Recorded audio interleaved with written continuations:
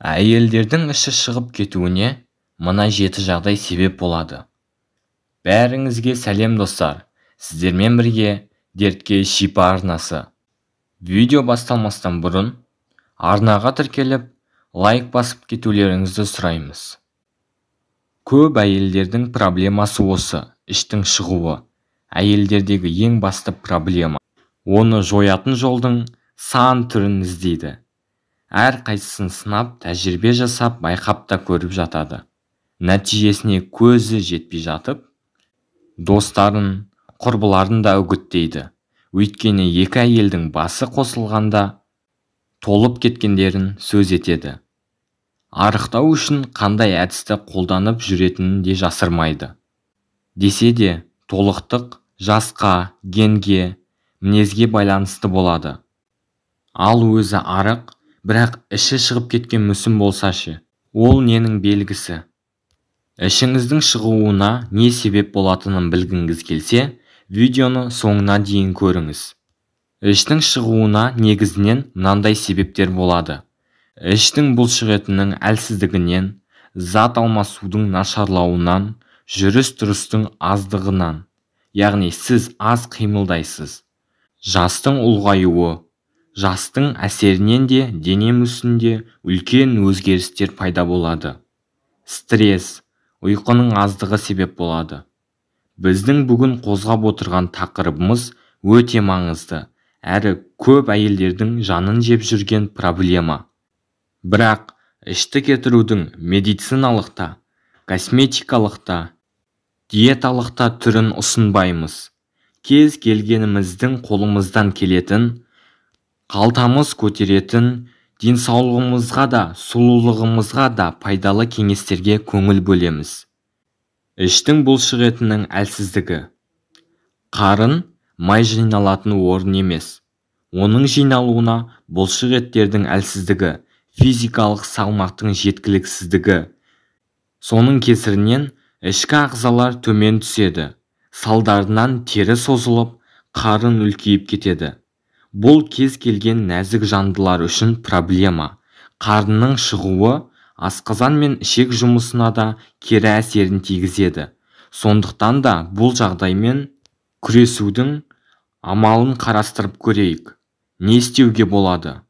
Бұл бас ауыртатын проблеманың шешімі физикалық күш көбірек салу керек. Мысалы, ішке пресс жасайсыз, баяу жүресіз, жаяу жүресіз. Міне ең қарапайым осы түрлері бар. Мүмкіндік болса, дәріханадан сатылатын арнайы корсет киіңіз. Ал дәрі ішіп азу, шай ішіп азу, басқа да заттарды ішіп азу жолдарын қарастырмай тұра тұрыңыз. Бұл табиғи жолдары. Екінші себеп. Зат алмасудың нашарлауы. Зат алмасу жүйесі эндокриндік жүйеге жүйке жүйесінен жауапты. Одан бөлек мидың жұмысының қызметіне жауапты болып келеді.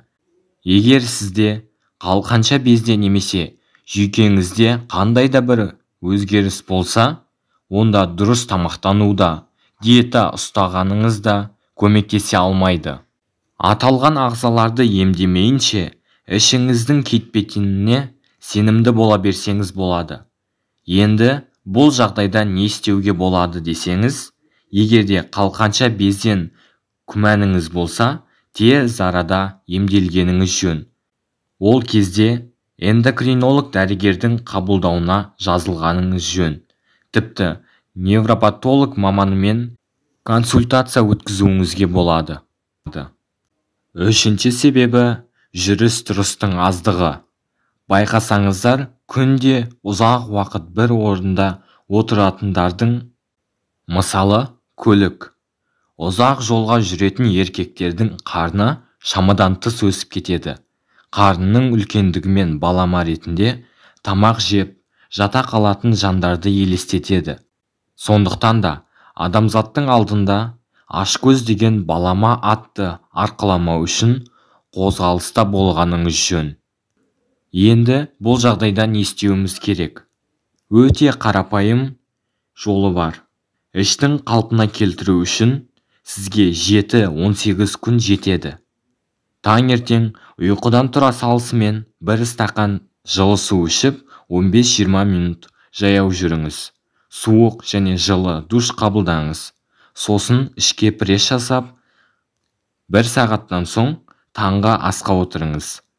Міне, осы кеңесті үзбей әрі уақытылы жасасаңыз, өзіңіз ойлаған сұлу мүсінге ие боласыз. 4-ші себеп – дұрыс тамақтанбау. Егер сіз тамақтану мәзіріңізге ыстық шоколад пен май жағылған тоқашты алып тастасаңыз, бірінші проблемадан құтылдыңыз деген сөз. Өйткені бұлай тамақтану ағзаның дұрыс жұмыс істемеуіне кедергі келтіреді. Нәтижесінде ішіңіз үлкейіп, денсаулығыңыз нашарлайды. Біздің дұрыс тамақтану дегеніміз майды, ақуыз бен көмірсуды 1-1-4-5 қатынасында қабылдау. Тап осы сәйкестік сіздің дұрыс тамақтанатыныңызды дәлелдейді. Егер сіз күш салып жұмыс істейтін болсаңыз, ақуызды азайтып, есесіне май мен көмірсуды көбейту керек. Сондықтан да денсаулығымыздың басты қаруы тамақ екенін ескерсек, оның уақытылы әрі құнарлы болғанына да көңіл бөлуіміз керек. Тамақтану мәзіріңізді май, ақуыз, көмірсу, жасұнық, дәрумендер мен минералды заттармен толықтырып отырыңыз. Егер сізге дұрыс тамақтану кестесін құру қиындық тудырса, онда диетолог маманына жүгінсеңіз болады. 5-ші себеп – жас қосу. Адам жыл сайын бір жас қосады. Тәніміз бен терімізде өзгерістер болады. Жас ұлғайған сайын ұйқы безінің жұмысы да нашарлайды. Эстрогеннің көлемі азаяды. Әсіресе қимыл қозғалысы аз әйелдердің қуаты кемейді де қарны шыға бастайды. Одан бөлек климакс басталғанда да әйелдердің іші қатты өзгеріске ұшырайды. Бұл түсінікті жағдай. Етеккірдің түзілуі кейбір гормондардың дұрыс жұмыс істемеуіне кедергі жасайды. Тәбетті де өзгеріп, тәттіге құмарта бастайды. Бірақ ішті кетіру үшін диета ұстау, аштыққа отыру өте қате шешім. Бұл әдіспен керісінше саулығыңызды құртып аласыз. Нәтижесінде ұйқысыздық, теңселу, тері аурулары пайда болады. 6-ші себебі – стресс.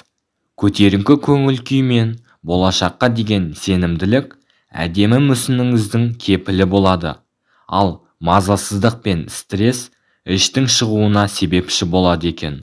Бұндай жағдайда кейбіреулер салмақ тастағанымен іші со қалпы қалады. Ал жағдай тұрақталғаннан соң жоғалтқан салмағын қайта жинап алады. Стресс кезінде адам ағзасында кортизол деген гормон түзіледі. Нәтижесінде ағзадағы бүкіл май қарын мен желкеге жиналады. 7-ші себебі – ұйқының бұзылуы. Ұйқының қанбауы мен көп ұйықтамау салмақтың артуына әрі іштің жиі шығуына ықпал етеді. Дені сау адам 8 сағат ұйықтау керек. Егер сіз 10-12 сағат ұйықтайтын болсаңыз, онда іштегі жиналған маймен күресіп күніңіз өтеді. Ал 4-5 сағаттық ұйқы кортизолдың жиі бөлінуіне әсер етеді. Нәтижесінде стресске шалдықтырады. Сондықтан да ғалымдардың ең тиімді деп тапқан 8 сағат ұйқысын қанағат етіп, сұлулығыңызды сақтауға кеңес береміз. Құрметті көрермендер, видеомызды соңына дейін көргендеріңізге көп рахмет. Егер видео ұнаған болса, арнаға тіркеліп, осы видеоға лайк баса кетіңіздер. Денсаулықтарыңыз мықты болсын. Аман болыңыздар.